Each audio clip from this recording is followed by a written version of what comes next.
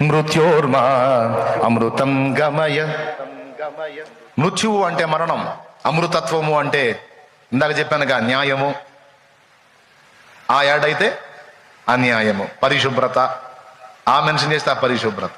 మృత్యువు, మృతము, దీనికి ముందు ఆబెట్టు అమృతము. అమృతము అంటే జీవం, శాశ్వత జీవం.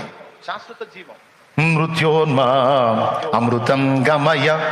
మృత స్థితిలో ఉన్నాను, దయచేసి నన్ను అమృతత్వంలోనికి నడిపించు అని యథార్థంగా ప్రార్థించారు.